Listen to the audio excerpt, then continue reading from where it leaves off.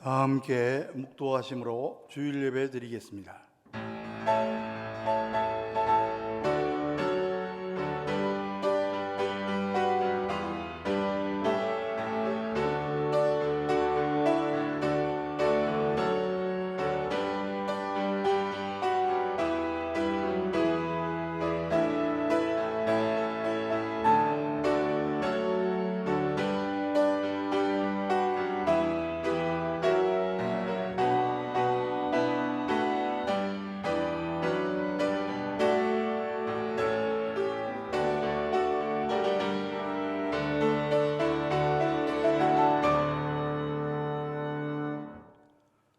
하나님은 영이시니 예배하는 자가 영과 진리로 예배할지니라.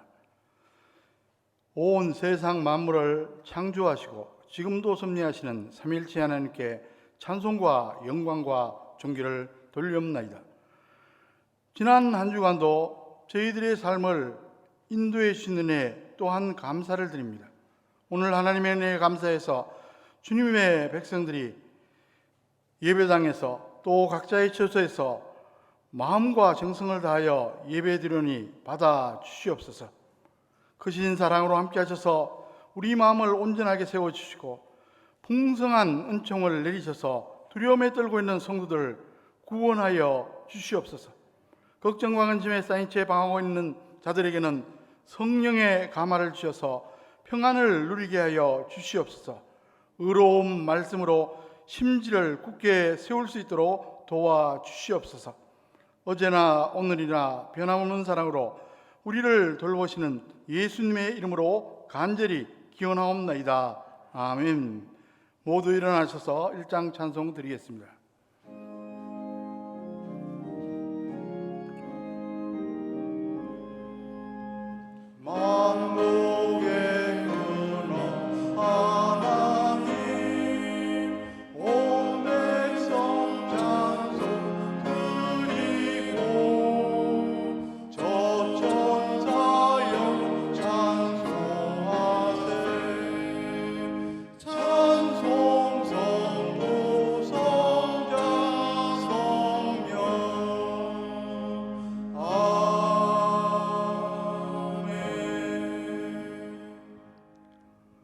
교독문은 제23번 시편 43편입니다. 함께 교독하시겠습니다. 하나님이여 나를 판단하시되 경건하지 아니한 나라에 대하여 내 송사를 변호하시며 간사하고 불의한 자에게서 나를 건지소서. 주는 나의 힘이 되신 하나님이시거늘 어찌하여 나를 버리셨나이까. 내가 어찌하여 원수의 억압으로 말미암아 슬프게 다니나이까. 주의 빛과 주의 진리를 보내시어 나를 인도하시고 주의 거룩한 산과 주께서 계시는 곳에 이르게 하소서.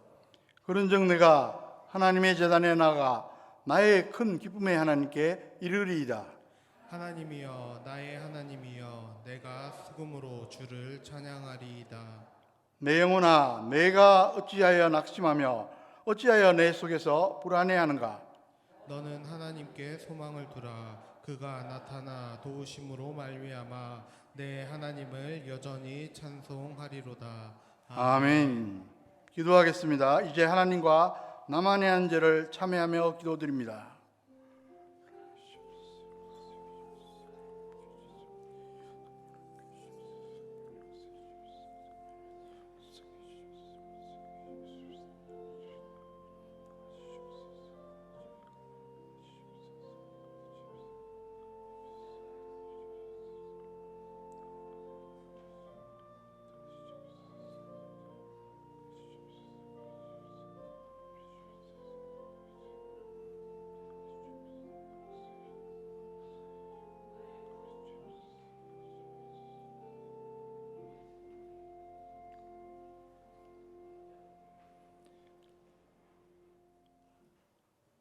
불꽃 같은 눈으로 사람의 마음과 생각을 두루 감찰하시는 전능하신 하나님 아버지 앞에서는 그 어떤 죄악이라도 우리가 숨길 수 없음을 아나이다. 이 시간 저희들이 주님의 긍휼하심만을 믿고 모든 죄를 낱낱이 구하오니 다 용서하여 주시옵소서. 저희들은 지난 한 주간도 주님께서 베푸신 은혜를 잊어버리고 속히 하나님을 떠나고 말았습니다. 순종하라 하실 때 거역했고, 화목하라 하실 때 다투었고, 온유하라 하실 때 거칠었습니다. 기뻐하라 하실 때 원망했고, 기도하라 하실 때 걱정했습니다. 주님께서 주신 소중한 시간들을 허송하였습니다. 육체의 욕심을 채우는 허망한 일에 몰두하며 하나님을 멀리하였습니다. 과거 지향적인 모든 생각과 태도를 다 버리게 하여 주시고 미래 지향적으로 앞을 향하여 전진하도록 도와주시옵소서. 예수 그리스도 이름으로 이 참여하는 기도를 드리옵나이다. 아멘. 만일 우리가 우리 죄를 자백하면 그는 미쁘시고 의로우사 우리 죄를 사하시며 우리를 모든 불의에서 깨끗하게 하실 것이요 그런즉 누구든지 그리스도 안에 있으면 새로운 피조물이라 이전 것은 지나갔으니 보라 새 것이 되었도다. 사도신경으로 신앙 고백하시겠습니다. 나는 전능하신 아버지 하나님 천지의 창조주를 믿습니다. 나는 그의 유일하신 아들 우리 주 예수 그리스도를 믿습니다. 그는 성령으로 잉태되어 동정녀 마리아에게서 나시고 본디오 빌라도에게 고난을 받아 십자가에 못 박혀 죽으시고 장사된 지 사흘 만에 죽은 자 가운데서 다시 살아나셨으며 하늘에 오르시어 전능하신 아버지 하나님 우편에 앉아 계시다가 거기로부터 살아있는 자와 죽은 자를 심판하러 오십니다. 나는 성령을 믿으며 거룩한 공교회와 성도의 교제와 죄를 용서받는 것과 몸의 부활과 영생을 믿습니다. 아멘. 찬송가 21장 다 찬양하여라 찬송 드리겠습니다.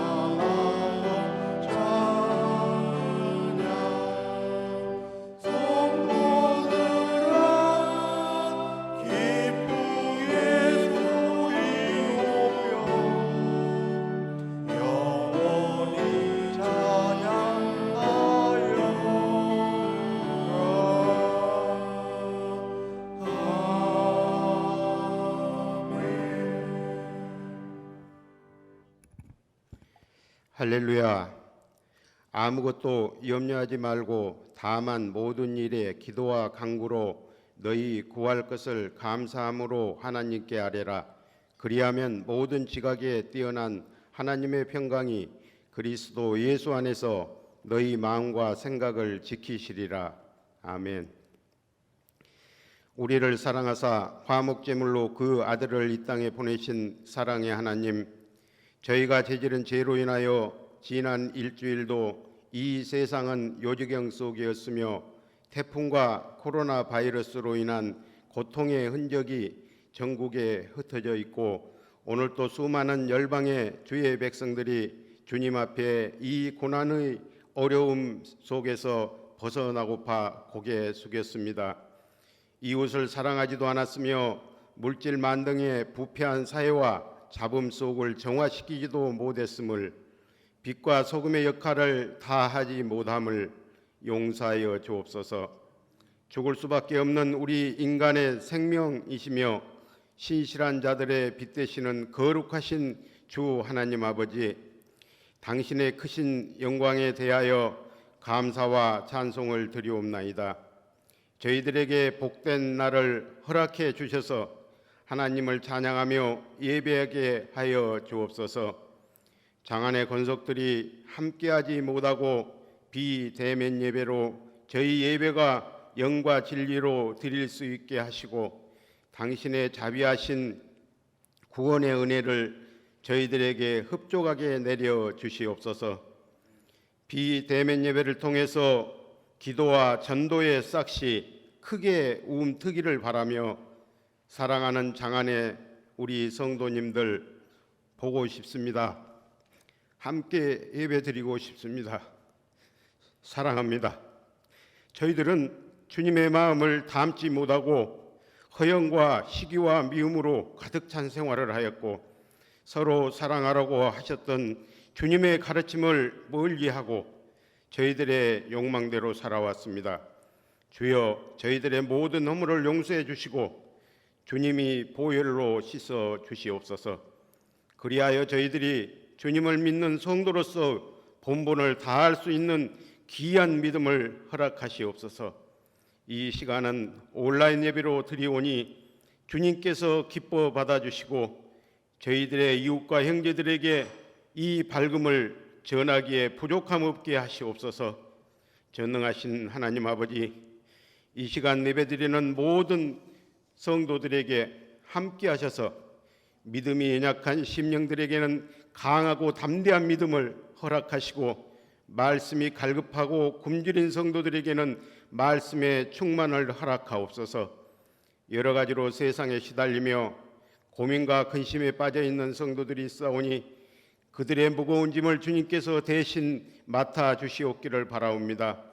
사랑으로 당신의 백성을 다스리는 하나님 아버지, 저희 교회가 온전히 하나님의 영광을 드러내는 교회가 되게 하시고 이 세상에서 빛과 소금의 역할을 감당하며 많은 생명들을 주님 앞으로 인도하여 구원의 기쁜 소식을 접하는 데 부족함 없게 하시옵소서. 특별히 주님의 말씀을 전하실 목사님께 함께 하셔서 영업 간의 신령함과 강건함을 주시고 저희들이 드리는 이 예배가 형식이나 습관대로 드리는 것이 아니라 감사와 찬양이 넘치는 예배가 되도록 주께서 친히 주장하여 주시옵소서. 열방의 모든 주의 백성이 이 예배에 함께하게 하여 주시고 은혜의 시간 되게 하시고 장안교회가 이 시대의 이 지역의 영적 감당은 물론이요 열방의 영적 사명까지도 감당할 능력을 허락하시옵소서. 비대면 예배가 끝날 때에는 차고 넘치는 장안교회 되도록 위기를 기회 삼아 온 교인이 전도 사업에 충성하게 하시옵고 기도하지 않는 죄를 이 기회에 범하지 않게 하옵소서. 쉬지 않고 기도하게 하옵소서. 평생을 우리 교회를 위해 기도하시는 연로하신 원로 은퇴 장로님과 연로하신 집사님 권사님들의 건강을 지켜주시고 원치 않는 갖가지 병으로 병상에서 가정에서 안타깝게 신음하며 아파하는 성도님들 어떠한 모양으로든지 우리 주님께서 살펴주시고 우리 주님의 거룩하신 손으로 안수하여 주셔서 하루속히 치료받고 나음받는 고침의 역사가 있기를 간절히 소원하며 주님께서 원하시는 뜻대로 평안하게 하옵소서. 주님 오시는 날까지 주님 나라에 가는 날까지 강건케 하여 주옵소서. 미처 구하지 못한 것도 주님께서 아시오니 채워주실 줄 믿사오며 거룩하신 우리 구주 예수 그리스도의 이름으로 간절히 기도드립니다. 아멘.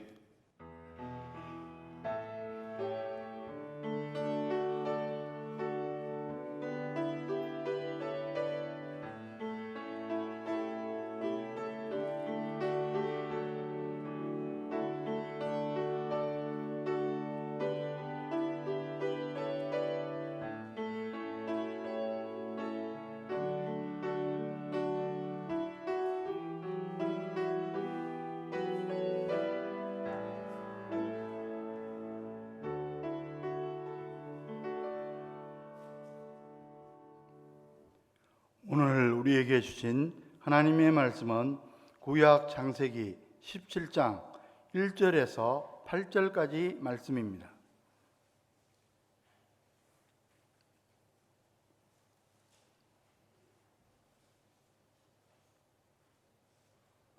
아브라함이 99세 때에 여호와께서 아브라함에게 나타나서 그에게 이르시되 나는 전능한 하나님이라. 너는 내 앞에서 행하여 완전하라.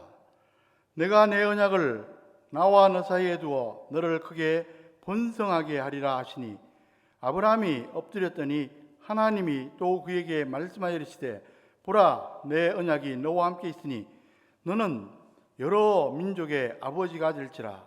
이제 후로는 내 이름을 아브라함이라 하지 아니하고 아브라함이라 하리니 이는 내가 너를 여러 민족의 아버지가 되게 함이니라. 내가 너로 심히 번성하게 하리니 내가 내게서 민족들이 나게 하며 왕들이 내게로부터 나오리라. 내가 내 언약을 나와 너 및 내 대대 후손 사이에 세워서 영원한 언약을 삼고 너와 내 후손의 하나님이 되리라. 내가 너와 내 후손에게 내가 거류하는 이 땅 곧 가나안 온 땅을 주어 영원한 기업이 되게 하고 나는 그들의 하나님이 되리라. 아멘.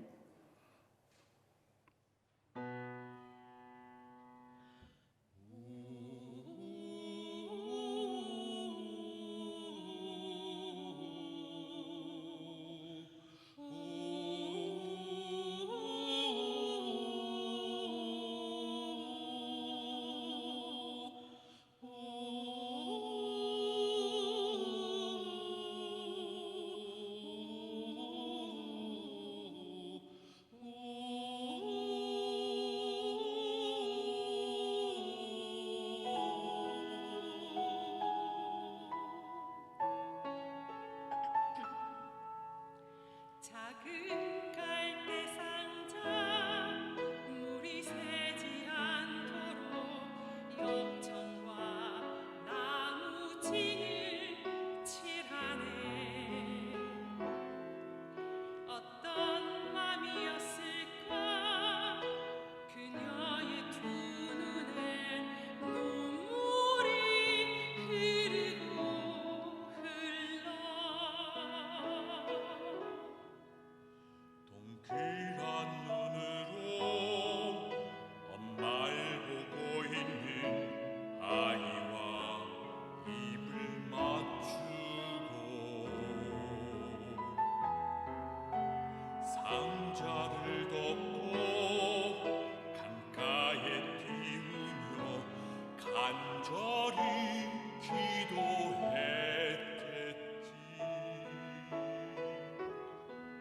정처없이 강물에 흔들흔들 흘러내려가는 그 상자를 보며 눈을 감아도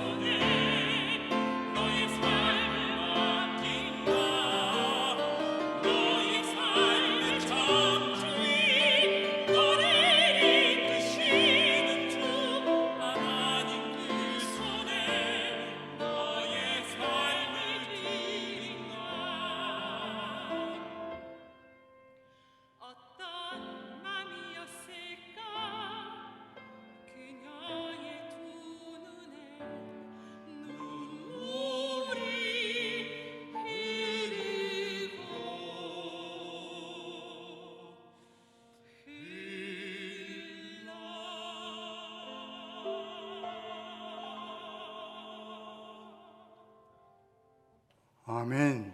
하나님께 영광의 박수를 드리겠습니다. 다시 한번 기도하겠습니다. 아름답고 신령한 우리의 찬양을 흠양하신 하나님 아버지, 이 시간 저희들에게 말씀하여 주시옵소서. 말씀을 대언하는 자, 말씀을 받는 자들 같은 성령님께서 온전히 주관하여 주시옵소서. 예수 그리스도의 이름으로 간절히 기도하옵나이다. 아멘. 신종 코로나 바이러스 감염증, 즉 코로나19 여파에 따른 경기 불황과 맞물려 복권 구매가 급증했다고 보도합니다.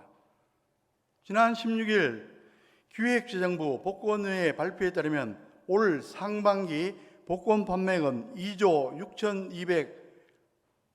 6,208억 원으로 복권위원회가 사업 실적을 공개한 지난 2005년 이후 최대 규모라고 말합니다. 특히 올 상반기에는 코로나19에 따른 불황으로 경기 불확실성이 커지고 부동산 가격 상승 추이가 계속되면서 복권 구입이 증가한 것으로 분석하고 있습니다. 오늘날 경제가 어려워지고 살림이 팍팍해지면서 사람들 중에는 로또 복권을 사는 것으로 소소한 행복을 느끼는 경우가 있습니다. 기독교적 신앙으로 본다면 로또 복권을 사서 일확천금을 노리는 것은 결코 성경적이지 않습니다만, 그 사람들의 내면을 보면 복권을 사서 1등에 당첨될 가능성은 희박하지만 신랄 같은 그 희망을 가지고 토요일까지 기다리는 것 자체를 즐기는 사람들이 많이 있습니다. 아마도 자신이 산 복권이 1등에 당첨될 것이라고 확신하는 사람은 거의 없을 겁니다. 그럼에도 그들이 복권을 사는 이유는 추첨할 때까지 기다리면서 느끼는 설렘과 희망 때문일 겁니다. 그런데 여러분, 사람이 살면서 힘든 것 중 하나가 기다리는 겁니다. 장시간을 정해놓고 기다리는 것도 힘들지만 시간이 정해지지 않은 가운데 막연히 기다리는 것은 정말로 힘든 일입니다. 그런데 성경을 보시면 이런 경우가 많이 있습니다. 하나님께서 축복을 약속하시지만 그것이 성취되기까지 시간을 오래 걸리게 한다는 것입니다. 예를 들면 다윗에게 왕이 되는 표시로 기름을 부어 주셨지만 실제로 왕이 된 것은 십수년이 흐른 뒤였습니다. 요셉의 어린 시절 치리자가 되는 꿈을 꾸지만 애굽의 총리가 된 것은 노예로 발려간 지 17년 후였습니다. 애굽 궁궐에서 바로왕 공주의 양아들로 자란 모세는 40세에 이스라엘의 지도자로 일할 수 있으리라 자신했지만 실제로 출애굽의 영도자로 부름받은 것은 그로부터 40년이 지난 후였습니다. 오늘 성경 본문에 등장하는 아브라함도 그런 경우입니다. 하나님께서 그에게 후손을 주시겠다고 약속하시는데 무려 25년 후에서야 이삭을 주셨습니다. 요즘 코로나19로 세상용어로 집콕하다 보니까 택배기사분들이 많이 수고합니다. 아마 배송은 한국이 세계 최고일 겁니다. 저녁에 주문하면 다음날 새벽에 배송하는 업체까지 등장하고 있습니다. 그래서 외국인들이 가장 빨리 배우는 한국어 중 하나가 빨리빨리라고 말합니다. 반면에 단점도 있습니다. 진득이 기다리지 못하는 조급성이 있습니다. 예를 들어 자판기에서 커피 한 잔을 빼먹을 때도 보면 많은 사람들이 동전을 넣자마자 이미 손으로 컵을 잡고 있습니다. 운전 중에 앞차가 천천히 가면 나름대로 사정이 있을 텐데 잠시도 기다리지 못하고 빵빵거리며 클렉슨을 울립니다. 그런데 여러분, 신앙생활에는 기다림이 참으로 중요합니다.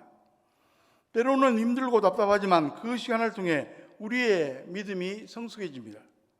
그러면서 하나님의 축복을 경험하고 더 나아가 하나님의 선한 도구로 쓰임받아 존귀한 인생이 될 수가 있습니다. 성경을 보면 믿음의 선지들은 하나같이 기다림의 시간을 통과했습니다. 오늘 본문에 나오는 아브라함 역시 그랬습니다. 하나님은 기다림의 시간을 통해 성숙한 믿음으로 연단하십니다. 요즘 코로나19로 저와 여러분 모두 답답한 시간을 보내고 있습니다.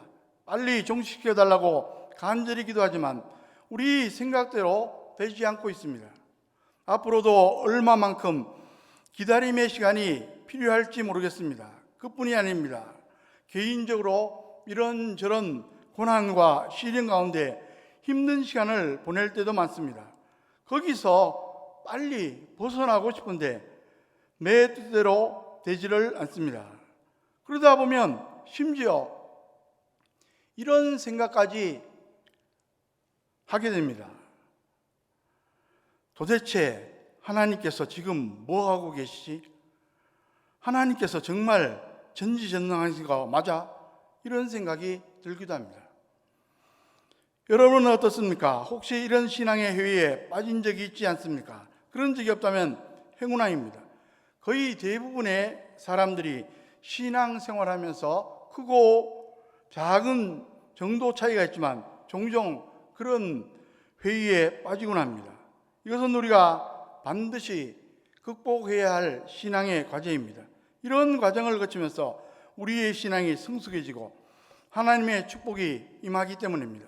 하나님께서는 하루아침에 우리 인생에 큰 기적을 행하시고 엄청난 축복을 행하시는 것을 별로 좋아하시지는 않습니다. 이따금 그런 예가 있지만 보편적인 것은 아닙니다. 물론 구원의 문제는 당장이라도 가능합니다.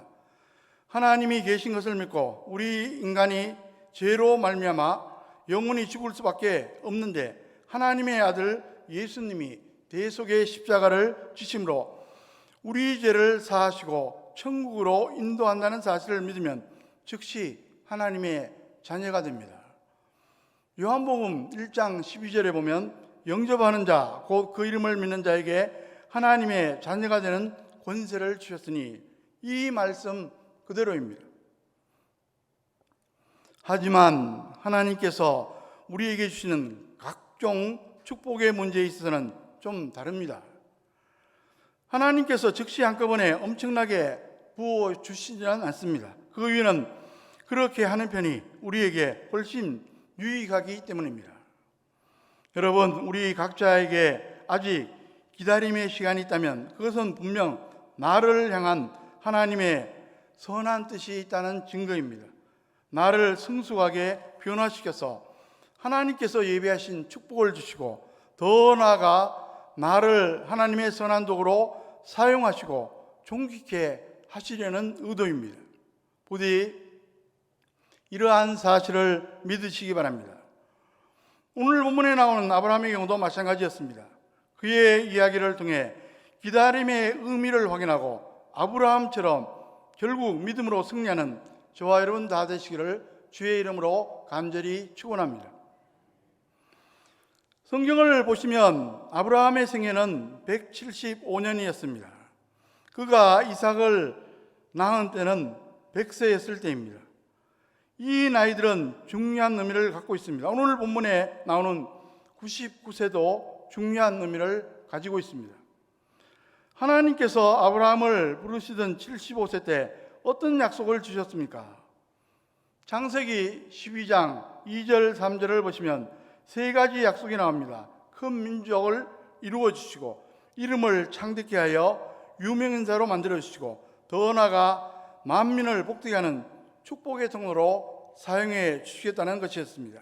현실적으로는 불가능해 보이지만 그래도 하나님께서 말씀하셨으니까 아브라함은 믿음으로 받아들였습니다. 그 약속이 성취되기 위해서는 급선무가 무엇입니까? 하나님께서 속성으로 아들 하나를 주시는 겁니다. 그는 설레는 마음으로 간절히 기다렸습니다. 모든 사람이 그렇듯이 아브라함도 당장 뭐가 될 줄 알았을 겁니다. 하지만 세월이 흐르고 흘러도 감감무소식입니다. 갈수록 불안해집니다. 이젠 틀렸나 싶고 낙심이 되기도 했습니다. 그래서 아브라함이 인간적인 생각을 슬슬 시작합니다. 집에 있는 종 엘리에셀이나 양자 삼아야 되나 싶었습니다. 그런데 하나님께서는 허락지 않고 아브라함에게 씨를 주시겠다고 재차 약속하십니다. 그리고 그를 이끌고 밖에 나가셔서 밤하늘의 무별을 보여주십니다. 셀 수 없이 많은 별들처럼 많은 자손을 허락하시겠다고 약속을 재확인해 주셨습니다. 그래서 또 기다리다 보니까 10년이 훌쩍 지났습니다. 이젠 진짜 틀렸나 보다 싶었는데 어느 날 아내 사라가 처벌드리라고 권유합니다. 당시 자식을 낳지 못하던 여인들은 죄의식 속에 살았습니다. 그런 배경 때문에 사례가 마음에 큰 짐을 안고 있었는지 남편에게 여종 하갈을 취할 것을 권유합니다. 안타깝게도 아브라함은 사라의 말을 받아들입니다. 그들은 하나님의 전능하심에 대해 믿지 않고 자기들 마음대로 수단을 부렸던 겁니다. 그러나 그 결과는 어떻게 됩니까? 가정불화가 일어납니다. 하갈이 아이를 잉태하자 오만방자에서 여주인 사라를 관리합니다. 이쯤 되니까 사라가 가만히 있을 리가 없습니다. 아브라함을 들들 볶고 하갈을 학대합니다. 결국 가출 소동까지 일어나고 난리입니다. 우여곡절 끝에 1년이 지나고 하갈이 출산하게 됩니다. 그때 아브라함의 나이가 89세였습니다. 오늘 본문 바로 앞절인 창세기 16장 16절을 보시면 하갈이 아브라함에게 이스마엘을 낳았을 때 아브라함이 86세였더라. 이때 하갈이 낳은 아이가 바로 이스마엘로 아랍 족속의 조상입니다. 아브라함의 한 번 실수로 두고두고 이스라엘과 원수요 세계를 혼란케 하는 결과가 나타난 겁니다. 여러분, 하나님께서는 아브라함이 하나님의 때를 기다리지 못하고 불신앙으로 행동한 것을 못마땅해 하셨습니다. 오늘 본문 17장 1절 말씀을 보십시오. 아브라함이 99세가 되던 해에 하나님이 나타나시다는 기록이 나옵니다. 장은 16장에서 17장으로 넘어가지만 사실은 단 한 절 차이입니다. 그런데 시간은 13년의 갭이 있습니다. 이 기간은 아브라함의 생애 가운데 블랭크와 같은 시기, 마치 빈 칸과 같은 기간입니다. 성경에 기록이 없습니다. 이것은 어떤 의미를 담고 있습니까? 하나님께서 아브라함을 버린 것은 아니지만 적극적으로 만나주시고 축복하지 않으셨다는 뜻입니다. 아브라함으로서는 정말로 괴로운 시기였을 겁니다.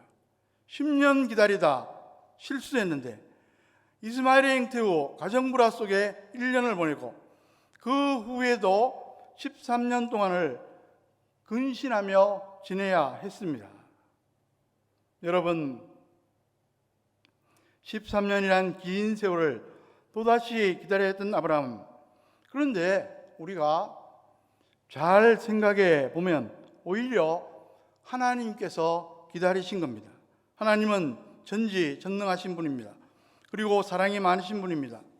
그렇다면 당장이라도 어떤 축복이라도 부어 주실 수가 있습니다. 아마 마음으로는 당장 다 주고 싶을지 겁니다. 그럼에도 불구하고 지연시킬 수밖에 없던 이유가 분명히 있었다는 사실입니다. 여러분, 아브라함이 문제였습니다.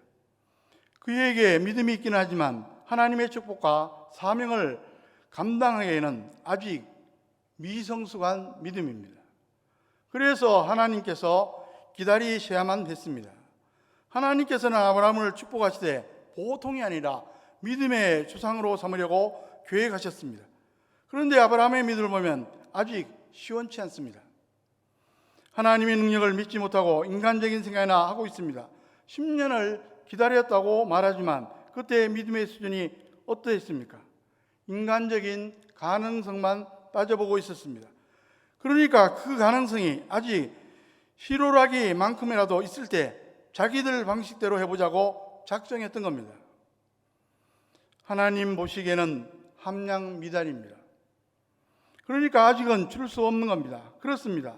하나님께서 우리에게 많은 것을 주시려고 계획하시고 약속하십니다. 그런데 우리 쪽에서 그것을 감당할 만한 믿음의 분량에 이르지 못하였기에 하나님께서 기다리고 계신 겁니다. 여러분, 하나님은 침묵 가운데 13년을 기다리고 계셨습니다. 그렇다고 무작정 침묵하신 건 아닙니다. 침묵 가운데 아브라함의 믿음이 성숙해지도록 연단해 주셨습니다. 그를 잊어버린 것도 아니고 방치한 것도 아니었습니다. 그 기간을 연단의 기회로 사용하신 겁니다. 여러분, 저와 여러분이 꼭 기억할 게 있습니다. 당장이라도 하나님과 그 아들 예수 그리스도를 믿기만 하면 믿음으로 구원받습니다. 하지만 하나님께서 우리를 자녀 삼으신 후에 풍성한 축복을 주시고 또 선한 도구로 사용하심으로 존귀케 하시면 그 믿음이 성숙해져야만 한다는 사실입니다. 축복보다 믿음이 우선입니다. 선 믿음 후 축복입니다. 믿음이 없는 축복은 변장된 저주입니다. 반대로 믿음을 연단하기 위한 고난은 변장된 축복입니다. 예를 들어 돈이 무조건 축복은 아닙니다.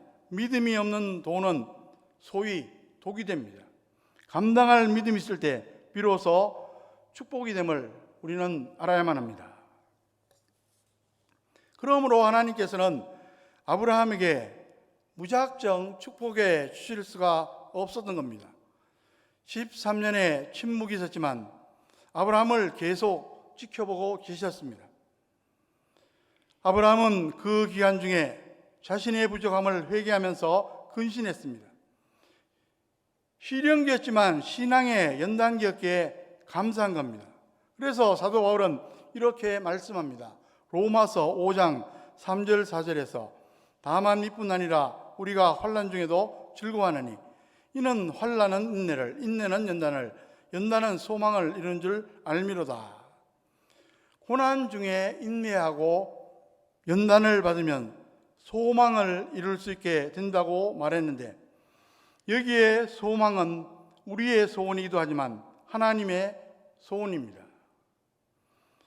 그것은 하나님의 약속이며 계획입니다. 하나님께서는 아브라함의 믿음을 성숙한 믿음으로 연단하셨습니다.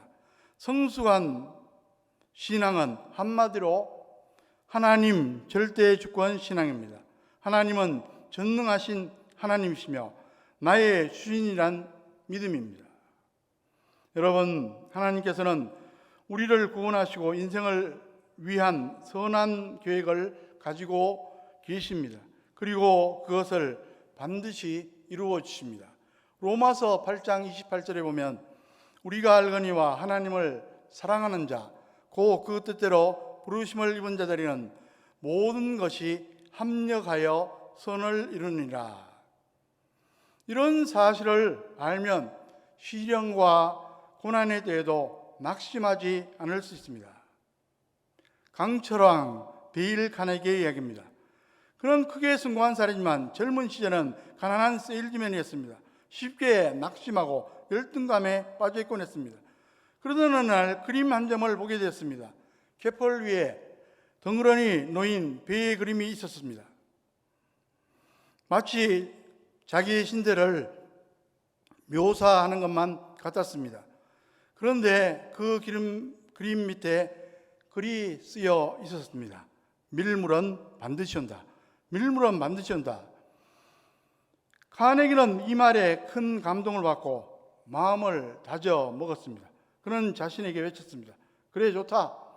밀물이 오면 나는 큰 바다에 나가리라. 결국 하나님이 그를 믿음 있는 부자로 만들어 주셨습니다.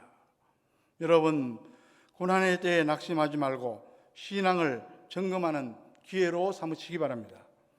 혹시 하나님 앞에서 부족한 점이 있다면, 합당치 못한 점이 있다면 갱신되는 계기를 만드시기 바랍니다.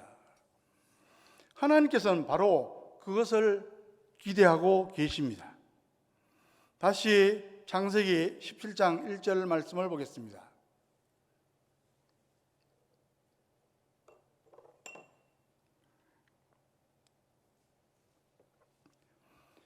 아브라함이 99세 때에 여호와께서 아브라함에게 나타나서 그에게 이르시되 나는 전능한 하나님이라 너는 내 앞에서 행하여 완전하라.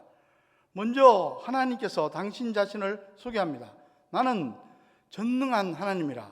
그러므로 너는 내 앞에서 완전하라. 여기서 완전하다는 말은 성숙하다는 말로 이해하시면 되는 겁니다. 성숙한 믿음은 하나님을 절대 신뢰하는 것인데 아브라함에겐 86세 때까지 그런 믿음이 없었습니다. 오래 기다렸는데도 하나님이 아들을 안 주신다고 오해했습니다. 이제는 처음보다 더 늙었으니까 아들을 낳을 수 없다고 단정해버렸습니다. 그래서 양자를 드리려 했고 마침내 처벌드렸습니다.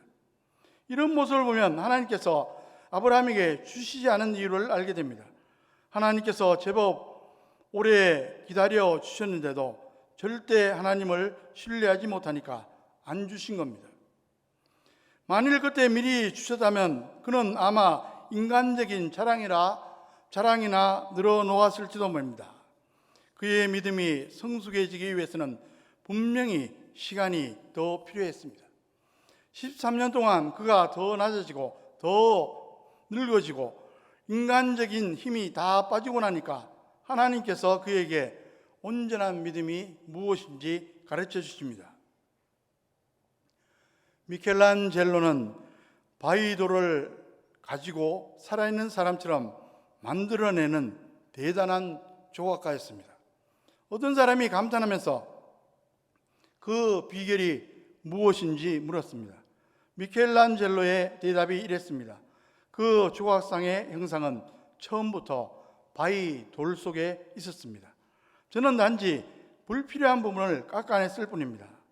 하나님께서도 마찬가지입니다. 저와 여러분 각자를 향한 아름다운 계획을 가지고 계십니다. 그런데 불합당한 부분이 있는 겁니다. 그래서 그런 것들을 하나하나 깎아냅니다. 세속적인 욕심, 자기 고집, 자기 편견, 잘못된 가치관. 그래서 결국은 하나님께서 바라는 사람을 만들고 크게 축복해 주시는 겁니다. 그러면 하나님께서 기대하는 신앙의 수준은 과연 어떤 것이겠습니까? 다시 본문 17장 1절 말씀을 보십시오. 하나님께서 13년 만에 아브라함에게 나타나서 말씀하십니다. 너는 내 앞에서 행하여 완전하라. 무슨 말씀입니까? 이제는 세속적인 욕심, 인간적인 판단에 빠지지 말고 온전한 신앙을 가지라는 것입니다. 하나님께서 아브라함이 그 수준에 오르도록 기다리고 또 기다리셨던 것입니다. 그리고 그의 신앙을 연단해 주셨습니다. 17장 2절 이하를 보시면 그에게 다시 약속을 재확인시켜 주시고 이름도 바꾸어 주십니다. 아브라함에서 아브라함으로. 아브라함은 큰아버지라는 뜻으로 범위가 좁습니다. 한 가문의 우두머리에 불과합니다. 아브라함은 만민의 아버지라는 뜻으로 범위가 굉장히 넓습니다. 혈통적인 우선인 이스라엘뿐만 아니라 여러 민족의 추상이 된다는 겁니다. 그 이름에 하나님의 약속이 들어 있습니다. 사레의 이름도 사라로 바꾸어 주십니다. 사레는 공주라는 뜻으로 범위가 좁습니다.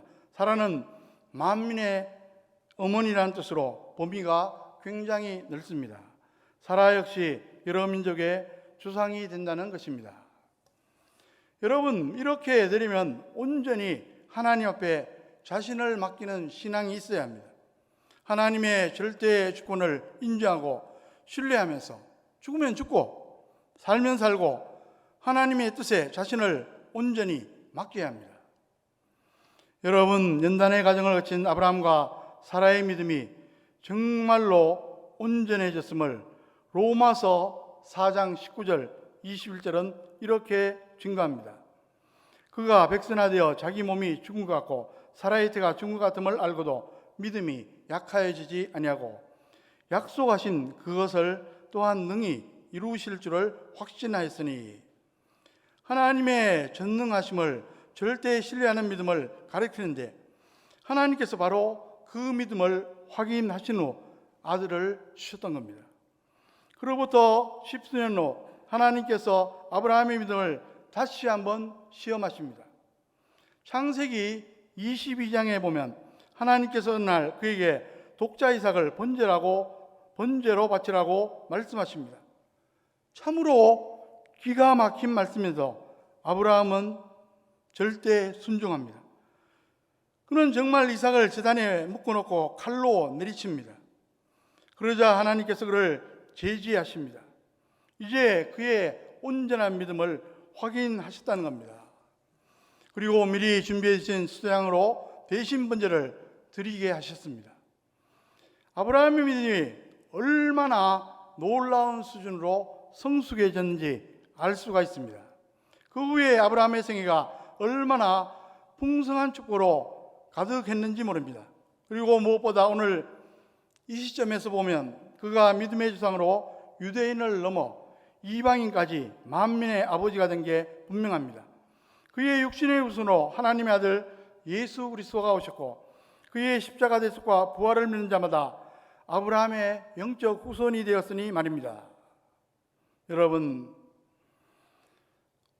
저와 여러분들은 오늘 본문에서 중요한 교훈을 얻을 수 있습니다. 하나님께서 우리에게도 기다림의 시간을 허락하신다는 사실입니다. 그 시간이 아브라함의 13년처럼 하나님의 침묵으로 여겨질 수도 있습니다. 답답하고 힘들 수도 있습니다. 그러나 하나님에게 계획이 있습니다. 저와 여러분들을 성숙한 믿음의 사람으로 세우시려는 계획입니다. 전능하신 하나님의 약속을 믿는 절대 신뢰, 그리고 그 하나님의 뜻이라면 절대 순종하는 그 믿음, 하나님이 나의 주인이라는 절대 주권 신앙으로 세우시려는 겁니다. 그러므로 저와 여러분도 아브라함처럼 믿음의 선진들처럼 기다림의 사람이 되어야 합니다. 하나님의 때가 언제인지 모르지만 그때까지 순종과 기도로 인내해야만 합니다. 각자에게 향한 하나님의 뜻에 따라 짧으면 짧은 대로, 길면 긴 대로 인내하시기 바랍니다. 그러면 하나님의 때에 반드시 하나님의 역사를 경험하게 될 줄로 믿습니다. 이번 고난 중에 하나님의 때를 바라보며 이렇게 고백했습니다. 욥기 23장 10절에 그러나 내가 가는 길을 그가 아시나니 그가 나를 단련하신 후에는 내가 순금같이 되어 나오리라. 한 번은 잡지에서 현악기를 만드는 현악기장의 인터뷰 기사를 본 적이 있습니다. 동양인 최초로 이탈리아 국비오 악기 제작 학교를 졸업한 박형호 씨의 이야기입니다. 그는 바이올린 소리의 50%는 나무에 좌우된다고 말합니다. 그래서 자신은 알프스나 발칸반도에서 자란 가문비나무, 전나무, 단풍나무 등을 사용한다고 말합니다. 흥미로운 것은 그 나무들 중에 10년 이상, 심지어 수십 년 동안 건조한 것을 사용해야 최상의 악기를 만들 수가 있다는 사실입니다. 바이올린 악기 한 개가 만들어지기까지 얼마나 오랜 기다림의 시간이 필요했는지 알면 절로 숙연해집니다. 하나님께서 저와 여러분을 다루시는 방법과 마찬가지입니다. 우리를 존귀한 자녀로 세우시려고 기다림의 시간을 요구하십니다. 때로는 하나님이 침묵하신 것 같아 답답할 때도 있지만 그 가운데 분명히 우리를 연단하시고 아름다운 악기로 만들고 계십니다. 때에 따라 축복하시고 때에 따라 하나님의 선한 도구로 사용하시고 존귀한 인생으로 세워주십니다. 그러므로 저와 여러분들은 하나님의 때가 언제인지 모르나 그 때를 기다리며 하나님을 절대 신뢰하며 하나님의 뜻에 절대 순종하며 살아야 합니다. 그리고 기도하며 인내해야만 합니다. 그러면 결국 하나님의 때를 만나게 될 줄로 믿습니다. 사도 바울이 증거합니다. 갈라디아서 6장 9절에 보면 우리가 선을 행하되 막심하지 말지니 포기하지 않으면 때가 이름에 거두리라. 지금 우리는 코로나19의 컴컴한 터널을 지나고 있습니다. 언제 끝날지도 모르는 가운데 답답해하고 있습니다. 그 외에도 개인적으로 이런저런 고난과 시련의 터널을 지나고 있는 분이 계실지도 모릅니다. 그러나 모든 터널에는 출구가 있듯이 언젠가 끝날 때가 있을 겁니다. 그때가 언제인지 지금 모르고 있을 뿐입니다. 하나님이 침묵하신 것 같아도 우리를 다 지켜보고 계십니다. 우리의 믿음을 연단하시고 계십니다. 부디 하나님 앞에 온전한 신앙으로 나아가시기 바랍니다. 그래서 아브라함이 그랬던 것처럼 거칠 것이 없는 신앙의 승리자 저와 여러분 다 되시기를 주의 이름으로 간절히 축원합니다. 기도하겠습니다. 하나님 아버지, 지금 우리는 코로나19의 컴컴한 터널을 지나고 있습니다. 언제 끝날지도 모르는 가운데 굉장히 답답해하고 있습니다. 이럴 때 저희들 인내하고 기도하고 시간을 유익하게 보낼 수 있도록 인도하여 주시옵소서. 특별히 이 시간 간절히 기도합니다. 우리 장학교회 건축들 가운데 환자들이 많이 있습니다. 연로한 분들이 많이 있습니다. 주님께서 놀랍게 역사하여 주시옵소서. 예수 그리스도의 이름으로 간절히 기도하옵나이다. 아멘. 다 함께 찬송가 455장 주님의 마음을 본받는 자 찬송 드리겠습니다.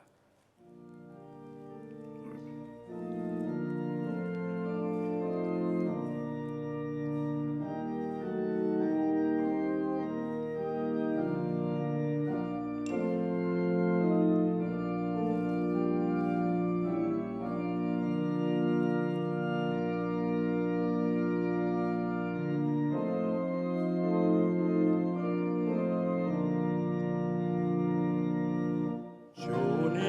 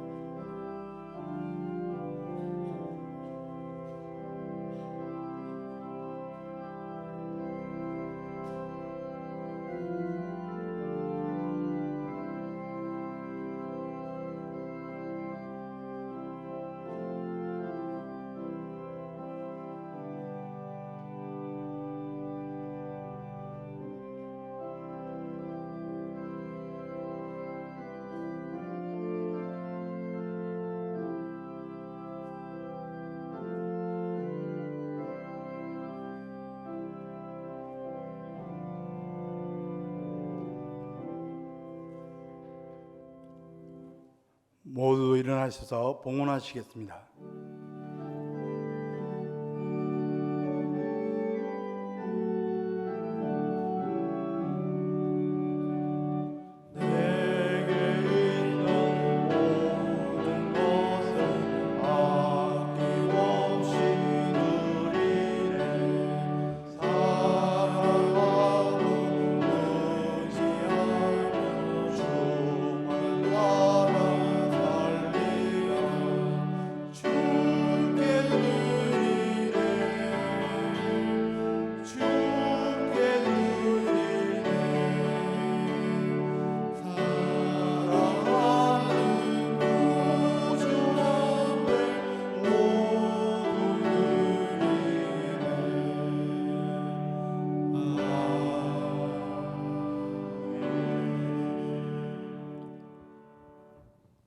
온 인류의 역사를 주관하시며 우리 한 사람 한 사람 생사와 복을 주장하시는 전능하신 하나님 아버지, 지난 한 주간의 삶도 인도해주시고 보호해 주셔서 진심으로 감사드립니다.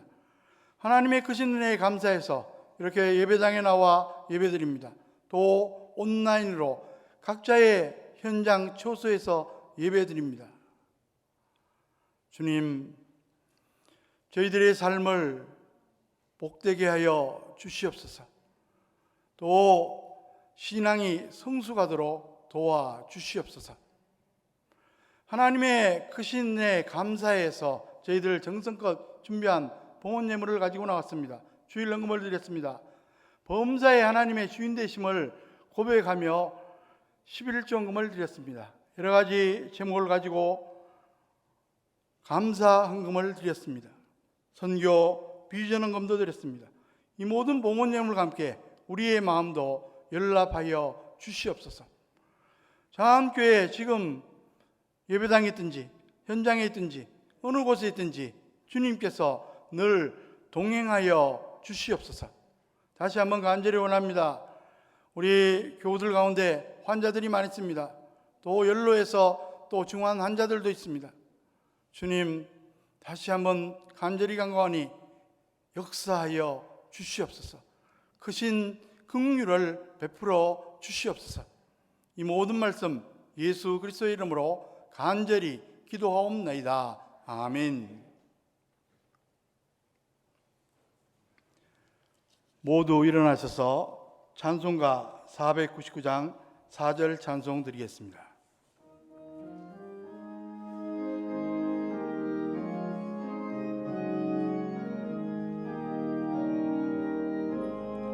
온전하마 승리의 그날에 영광과 찬송 주께 드리네.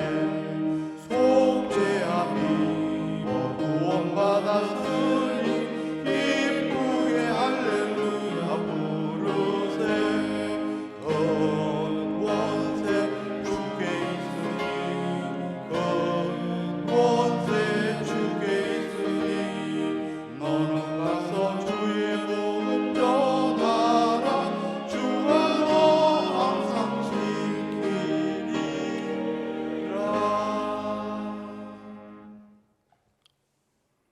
이제는 복의 근원 되신 우리 주 예수 그리스도의 은혜와 독생자를 십자가 희생의 제물로 삼아 우리를 죄와 사망 가운데서 건져 영원한 천국의 삶을 얻게 하신 하나님 아버지의 극진하신 사랑하심과 범사에 우리의 삶을 인도하시고 우리의 삶이 합력해서 선을 이루며 형통케 도와주시는 성령님의 교통하심과 축복하심이 이 자리에 함께한 모든 심령들 위해, 이들의 가정, 자녀 후손들 위해, 지금 온라인 현장에서 예배드리는 심령들 위해, 그 가정 후손들 위해, 태중에 있는 심령이 할지라도 지금부터 영원토록 함께 하시기를 간절히 축원하옵나이다. 아멘.